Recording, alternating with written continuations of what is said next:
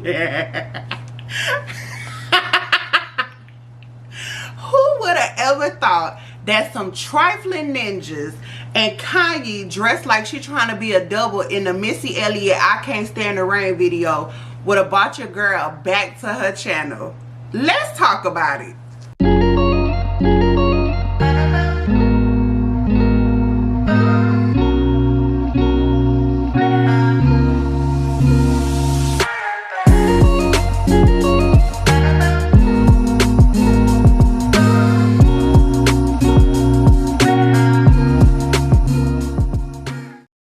What's up, y'all? It's your girl P Hope, and I am back with another video. Y'all, young, famous, and African, we gotta talk about it.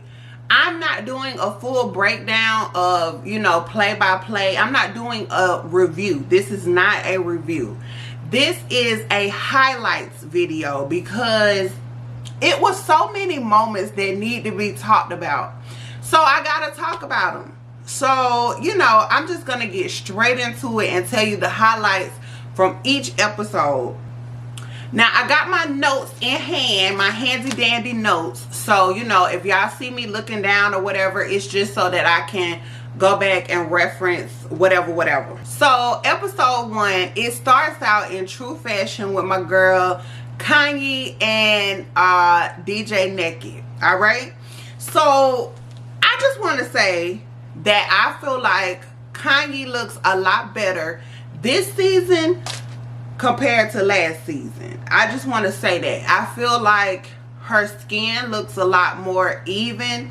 And then, is it just me, or was her eyes really red in the confessionals and through most of the season in season 1? And I feel like this season her pupils are a lot clearer, like they're more white. So I don't know if that was just like an effect, like a side effect of the skin bleaching or whatever, but Kanye, she's not ashamed, and she doesn't try to hide the fact that she bleaches her skin. So at any point, if I'm talking junk about her and her skin bleaching, it's not me being a hater. It's not me coming at her. She's very open about her skin bleaching. So, yeah, I just feel like she looks a lot better this season. Am I the only one that thought that? So, right off the bat, I'm looking crazy because you got Kanye and Naked riding in the car, because I believe he had came to pick her up so that they could go to wherever the location was they was meeting up at. So as they're riding, Kanye decides that she wants to make small talk.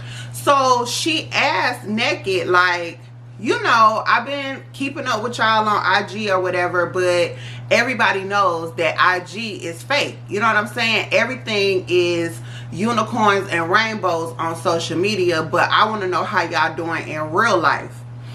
And Naked says, I'm dicking her down every day. We're doing great. I instantly looked at him like, what? She said, how are you and Callie doing? He says, I'm dicking her down every day, so we're doing great, but Callie will never be 100%. Let me tell you something, Naked. Just because that woman is allowing you to crawl on top of her or position yourself behind her every night does not mean that you guys are doing great. That's not what that equates to. And I get so tired of men thinking that sex pacifies what's going on in the relationship. If I tell you I'm upset because you leave your dishes in the sink, if you say, but I give you peen every night, what does one thing have to do with the other? So I feel like that's how Naked thinks in his head for real. He feels like because he is dicking her down every night, that the relationship is peaches and cream. But in reality, this lady can still be very unhappy. This lady can still be extremely unsatisfied just because you're getting what you want out of the situation. And what you want out of the situation is, as long as Callie ain't nagging, and as long as she letting me get some every night so that I don't have to go wandering off nowhere else, then we're good.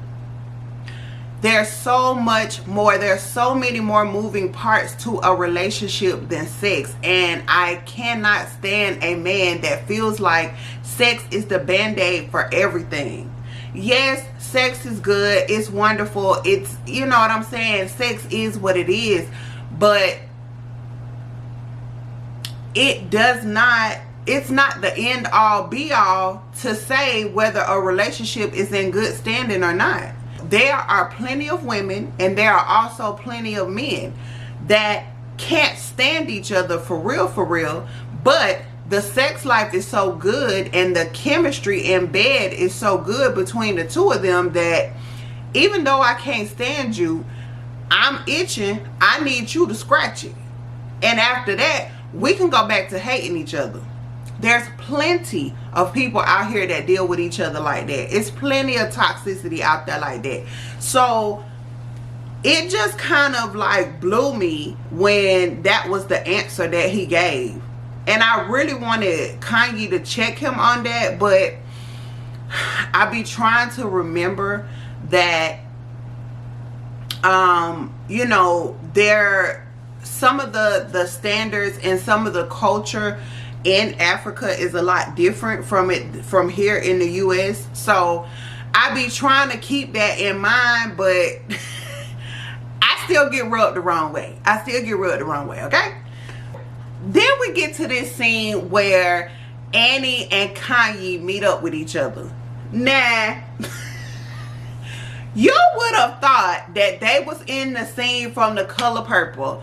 Me and you will never part, naughty da da. Okay? That's what Kanye and Annie was giving. Okay? They were so happy to see each other that they damn near kissed each other in the mouth. I think Annie had jumped all over Kanye.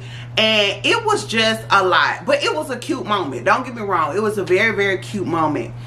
But the thing about the thing is, by the time we got to like episode 4 or 5, all of that had went out the window because Kanye had done flipped on Annie like a bad wig, because she said, well, Nadia said that she realizes that she was just really kind of friends with Annie through Swanky. I believe that's what she said.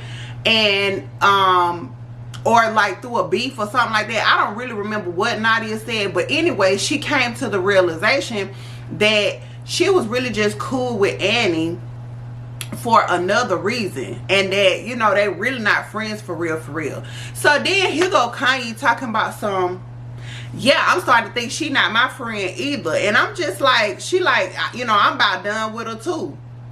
And I'm just like, you just said in episode 1 that this lady was your soft spot, but now all of a sudden, because she haven't picked up the phone and kissed your tail, it's a problem. I get it and I don't get it. I get it because you feel like, yeah, if this person is your soft spot and if this is supposed to be your girl, your rider, then y'all should have some kind of frequent contact. But I am Annie, so I guess that's why I get it. Like, you can close your eyes and pick any one of my friends, and they will tell you that I am the worst person on earth when it comes to communication. But because these people are my real friend, they know me, and they know that I'm not going to reach out to pick up the phone and call you. I'm not going to pick up the phone and text you. And it doesn't have anything to do with me thinking I'm better than you or feeling like, you know, this is a one-sided friendship and you should always be the one to reach out to me. It's just that I suck when it comes to communication. I be so wrapped up in my day-to-day with working a full-time job, coming home taking care of a baby, trying to be a girlfriend, and then everything else that goes on around me, that it's like in my head, when do I have time to pick up the phone and enjoy a phone call with my friends? When do I have time to sit around and ping pong back and forth through text messages? That's just the way that my mind is wired. That's just the way my mind is worked. So when I do reach out to my friends, it's because my mind has said, girl, it's been a long periodically time since you spoke to da da da da da. So you need to just put your life on pause, sit your behind down, and call your friend. But by the time that all of this happens for me, it's been months has gone by. It's been 2-3 months. So that's why for me, I do good in a setting of, I know that my friend group is going to get together at least once a month. Y'all can count on me to be there. You know why? Because this is something that is planned. This is something that is scheduled. We already know on the 3rd weekend of the month, we're going to be here. This is the time I need to be here. I done already made my babysitting arrangements. I done already told my man, don't make no plans for us because I'm going to be out with the girls. I have already set the things of the things, okay? And I feel like that's the type of person that Annie is as well. This lady is an actor. This lady is a mother. This lady is a wife. And I mean, she just, it seems like she just has a lot going on in her head all the time anyway. And that's no shade when I say that. But that's just what Annie gives, in my personal opinion. And so, you know, for Connie to just be so quick to throw her away after you just said in episode 1 that Annie is your soft spot, like, it really made me side-eye Kanye. Like, Kanye is my girl, but I definitely side-eye her with that, because I'm like, if this is really your soft spot and if this is really your friend, you should understand that just because this woman has not reached out to you over a span of time, it could be because she have a lot going on and she just kind of got wrapped up in her life. And it's not like she said, oh, F Kanye, or, you know, if Kanye don't call me, then we'll never talk. Like, it's not like that. So I guess that's why that part rubbed me the wrong way. But we move. Andale and Diamond are still beefing over Zari. Okay, Andale has already told us that, you know, from the end of season 1, him and Diamond, you know, he found out that Diamond felt some type of way. So, you know, they're eventually going to sit down and have a conversation. And what it boils down to is Diamond is like, look, there's plenty of beautiful women in the world. Why do you feel the need to go after the mother of my children? Zari feels some type of way about this. But the point that I want to make at this moment is Andale wrong for wanting to date in the circle? The answer to that question is yes. Andale, you are wrong for pursuing Zari because you make it awkward for the group.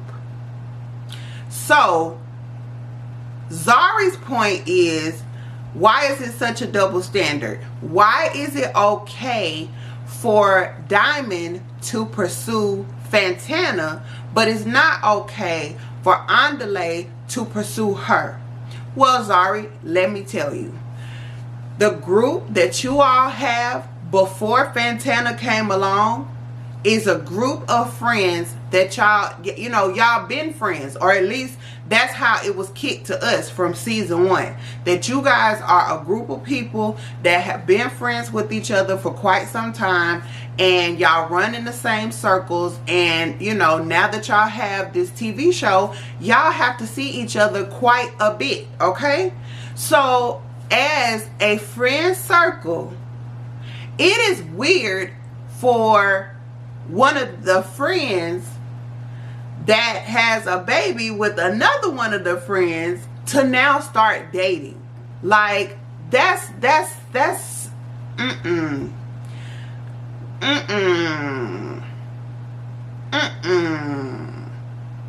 I just feel like that is the same way as if me and my girls, you know, we are who we are, and then if one of my girls and her dude break up, and at this point maybe they've been broke up for 5 years, 6 years, and I'll just use my man as an example. Let's say me and my man been broke up for 6 or 7 years now. For one of my good friends to then turn around and date him, and me and her are still close, you're putting me in an awkward position, because me and this man have kids together. So me and this man still have to communicate with each other, but then at the same time, it's like me and you can't talk the way that we used to, because I don't want to hear about whatever y'all are doing. I don't want to hear about y'all sexcapades. I don't want to hear about the trips that y'all taking. I don't want to hear about when y'all beefing and what are y'all beefing about, because this is somebody that I used to deal with. And I feel like that's where Diamond was coming from. It's like, you already know that we have these conversations. We sit around and we talk about our women. So if you start dating the mother of my child, how are you still gonna feel comfortable enough to have that relationship with me? Am I still gonna know what's going on in your love life? And you know what I'm saying? Are we still gonna have that bond? No, because it's gonna get awkward. So I understood that. But why is it okay for Diamond to deal with Fantana? Because Fantana is a new booty. Fantana is not your friend. So it doesn't matter. Like, Fantana was never going to come to you regardless if she was dating Diamond or Lewis. Fantana would never come to Zari and say, oh, hey, well, you know, me and Lewis, we going through it. Or me and Lewis, you know what I'm saying, we was tearing it up in the sheets last night. Like, it would never be that between Zari and Fantana. So Diamond dealing with Fantana is a whole nother category. So I understand how people are saying that it's a double standard, but for me, it is completely different. I feel like Andale was completely out of line for ever trying to hit on Zari or pursue Zari. And I feel like it's okay for Diamond to deal with Fantana. And that's just my feelings on that. Episode 1 is also where we were introduced to Bonang. Okay. Bonang, in her confessional, has already told us she's bossy, she's mean, she's bitchy, she commands the room, she is all the things of the things. You know what I'm saying? Top dog. Alright? That is Bonang. And so as she's entering the room, Kanye and who was it? Kanye and Nadia, they exit stage left. Now, the way that clip was edited, the way that scene was edited, it looks like Nadia and Kanye left because Bonang was coming in. But after further conversation later on down the line, it kind of feels like that wasn't the case, because Swanky got very upset that they did that. He felt like they were being very rude. But I kind of feel like it was just one of those situations where they got up and walked off, and she just so happened, that just happened to be time for her to be introduced to the group. But I feel like they edited it that way because y'all know that Nadia and Bonang used to be really close, and then later on down the line, Nadia started dating Bonang's ex-boyfriend. Okay, so these people, they have a thing for dating within the intertwined circles. Like, I don't know what that is. Again, I know cultures are different, people do things a little different, but y'all be playing real close to home. Y'all like to play close to home, and I don't know if I'm here for that. But anyway, and then Kanye says that she doesn't like Bonang because she can't figure Bonang out. And I'm actually okay with that. I think that when we initially meet people, that's why they have the same first impression. So, you know, when you get a first impression of somebody, it's you kind of know, like, okay, maybe this is somebody that I could, you know, get to know a little better. Or sometimes you're in a situation where from first impression, you know, like, she ain't gonna be my cup of tea. She ain't it, you know. And I feel like Kanye doesn't look at Bonang either way. You know, she doesn't want to be her BFF. She knows she don't want to be her BFF, but she also doesn't want to just hate her. She just can't figure her out, so she just holds her at a distance. And I feel like that's okay. So, you know, for her to walk out with Nadia, even if it was because Bonang came in, I feel like they both had a right to do that. Because if I'm uneasy with somebody, don't force me to be fake with them. You know? Like, I feel like it's worse to sit around and play in somebody's face and be fake than it is to just let a person know what it is. You know what I mean? This is also the scene where we got introduced to Fantana. Okay?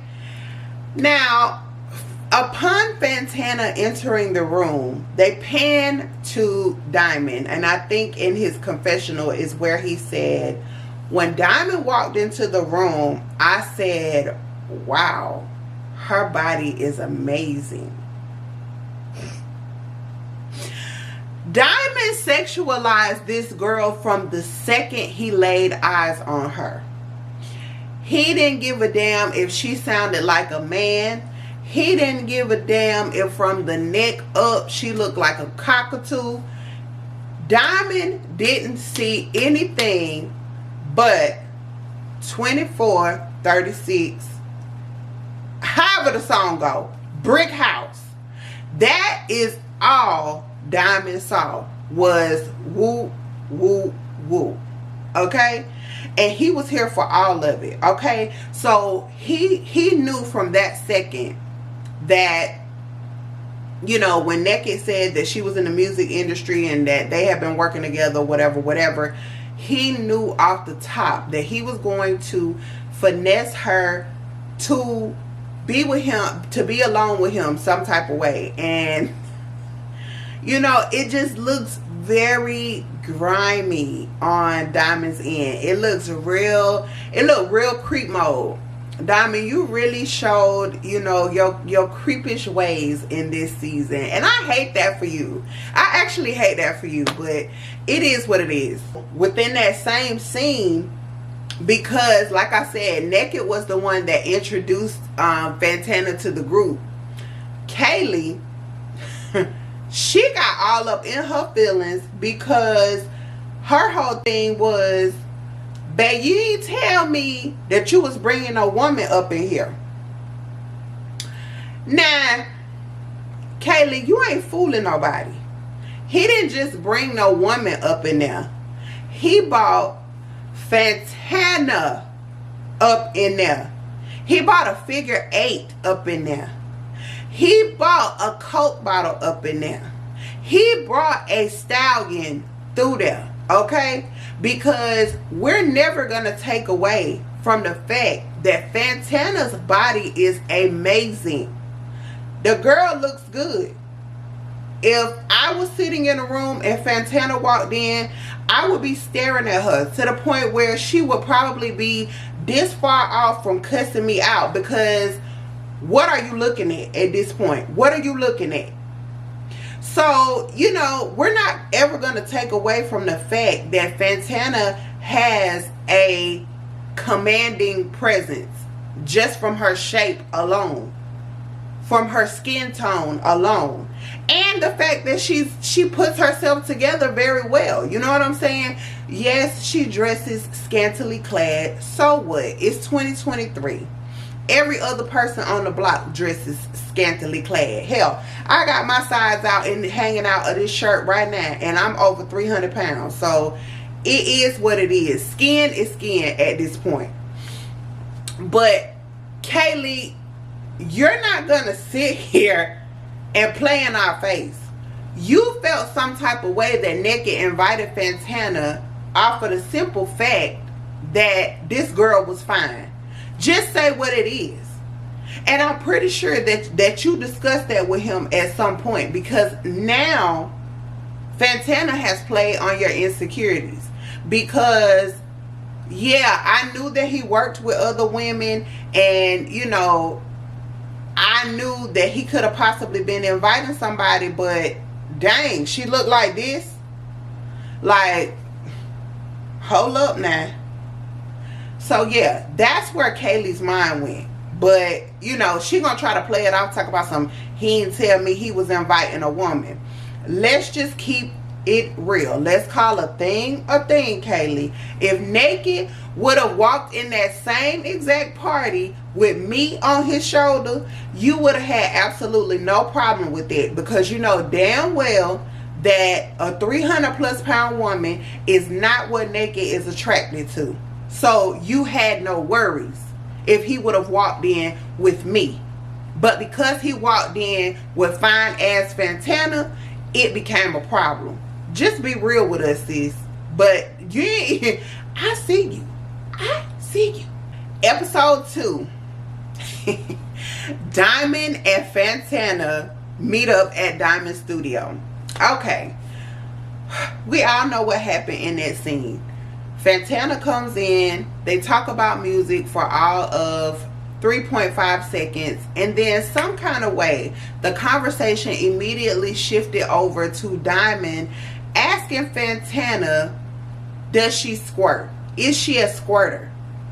And Fantana is tickled and also a little taken aback, but she answers the question, and she was like, no, that's never happened for me. Like I haven't experienced squirting, and if I'm being honest, a lot of times I fake it. You know, I'm just looking to get it over with. You know what I mean? And you know, Diamond is immediately intrigued by her answer.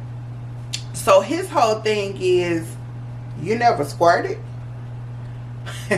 Somebody been doing something wrong. I'm gonna have to see what I can do to change that up for you. Now, he didn't say that, but he said that. And you know, Fantana didn't seem fazed by it or whatever, because as he's sitting there flirting, she was flirting right back. And so then the very next thing that goes on is she ends up coming to his house. And I'm just like, well, we know what this is about, because what kind of music are y'all making at Diamond's house that y'all couldn't make in the studio is what I'm trying to figure out. But, you know, just the fact that Diamond straight up came out and asked this lady about squirting, like, Diamond, again, you really let the creep in you come all the way out. And Zari, you, I hope you see this video, because I really would love to know your initial reaction when you heard Diamond ask this lady about squirting. How was you looking at your baby daddy? How was you looking at your baby father? Because I would have been looking at my baby father some type of way.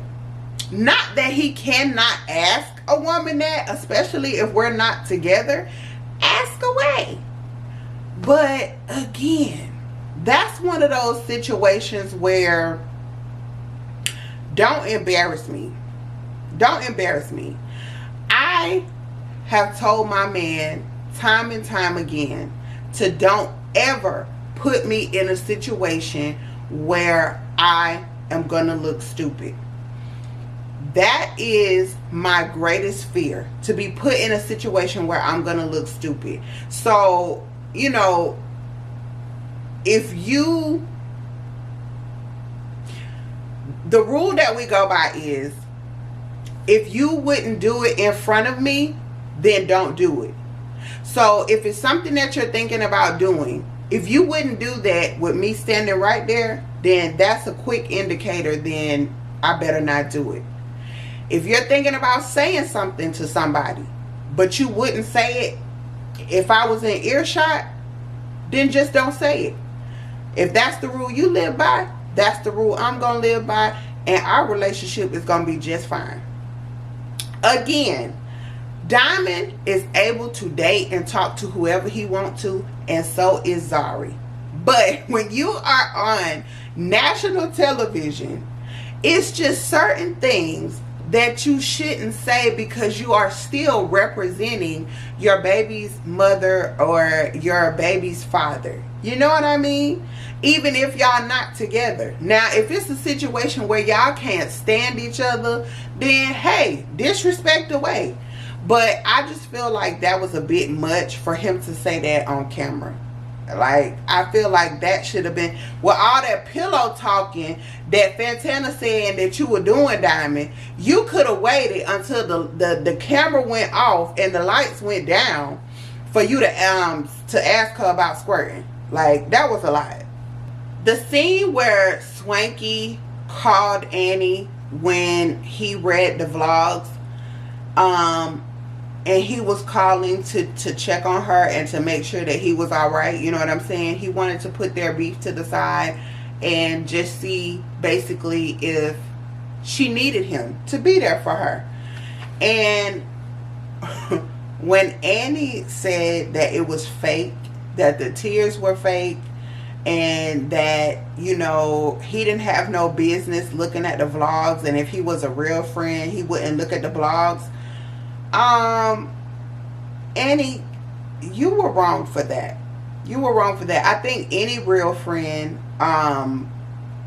if they saw something like that pop up on their phone or their whatever device they're on, if they would just happen to be looking at Entertainment Tonight and it popped up on there, I think any real friend would have done that. So for you to accuse Swanky of, you know, just going and looking for the bad news, and you can't believe that he would, you know, even entertain that, and it was fake for him to reach out to you. Like, you did a lot with that scene, because Swanky was being genuine at that time, and I hope that when you saw the actual episode that you realized that. Lewis, y'all, when I tell y'all, Lewis tickled me several times throughout this season. But one of the things that tickled me the most was the fact that Lewis doesn't like Diamond because he said Diamond took one of his girls from him back in the day. Okay, back in the cut, back in the gap. So him and Diamond fell out about a female. And it all clicked to me a couple of episodes later. I'm like, is this why Lewis wanted to do the whole fertility thing with Zari? Was that gonna be like Lewis's get back? Did anybody else put that together or think like that? Like, that's just where my mind went. I'm like, yes, Zari did have a conversation about wanting to have another child via surrogacy, but Lewis,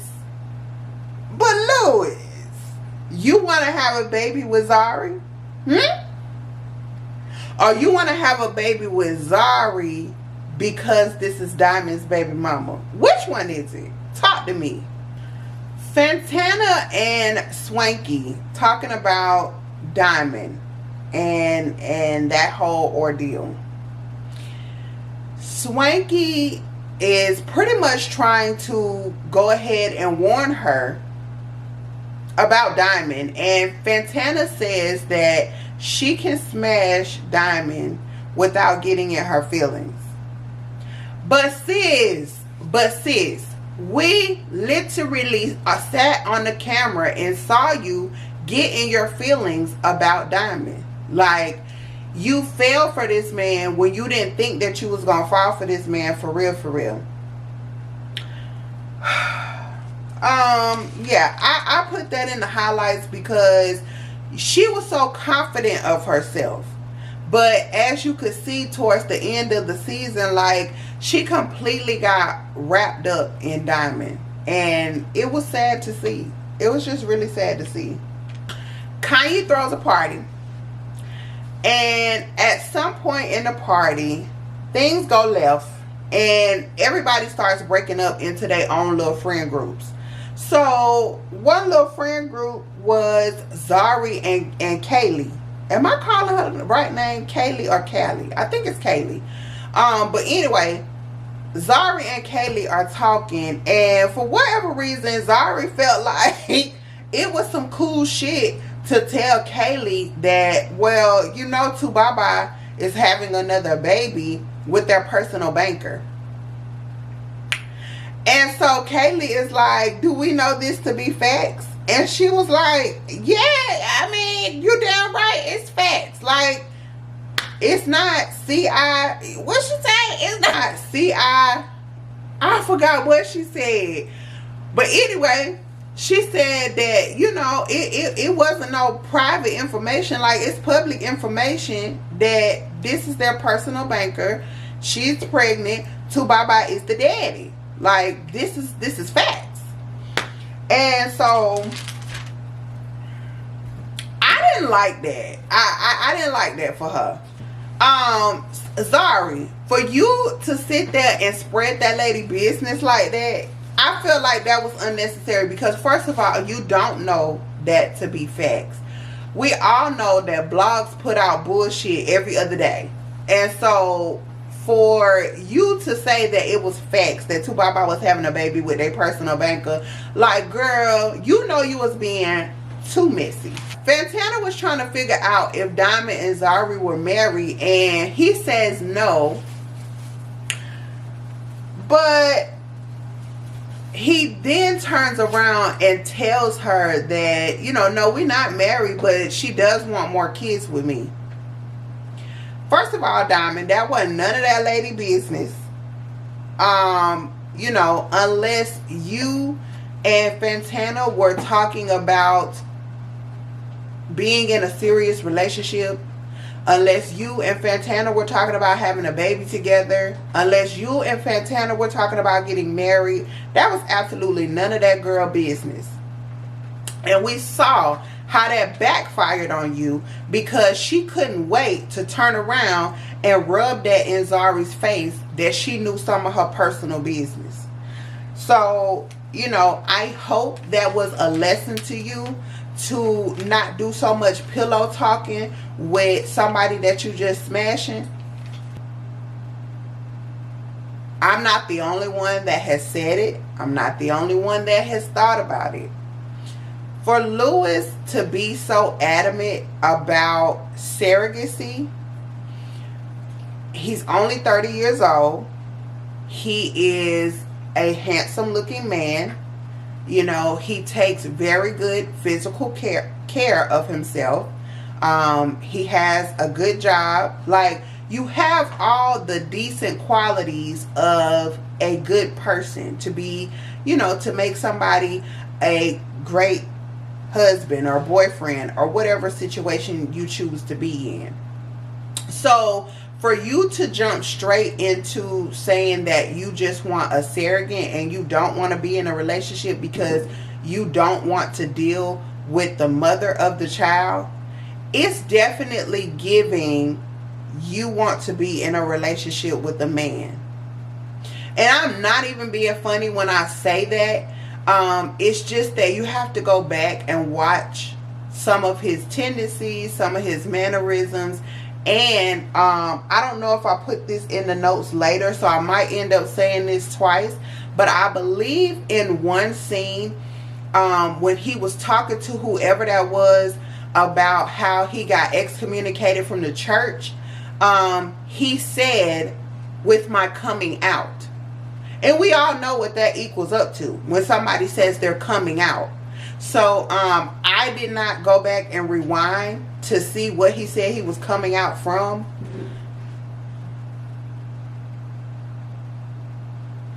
Oh, I wasn't looking at you. I was listening to that sound. You didn't hear that pop? Probably my knees. I don't know. Boy, that's outside.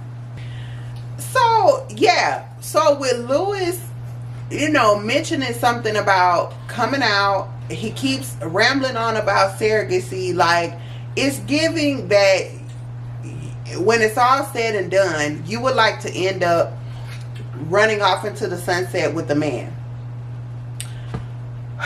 And it's absolutely nothing wrong with that. You know what I'm saying? I feel like in these days and times, you know, it's plenty of gay relationships that have kids. You know, I don't know how these kids turn out. I haven't researched it.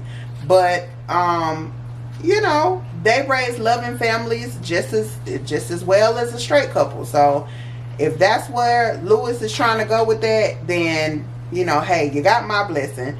But I feel like, Lewis, if that's not where you're trying to go, then you definitely need to clarify, because it left a lot of us confused. Y'all, I realized that this video was getting super long and I still have lots that I want to talk about. So I'm going to break it down into a part 2. If you enjoyed the video, please make sure that you hit the like button. If you're new to my channel, go ahead and subscribe. I do have another video coming out explaining where in the world is Carmen Sandiego being. Because I know I fell out for a little while, but your girl is definitely back. So you already know I want you to be happy, be healthy, be safe. This is your girl P Hope, and I will catch you in the next video. Bye, guys.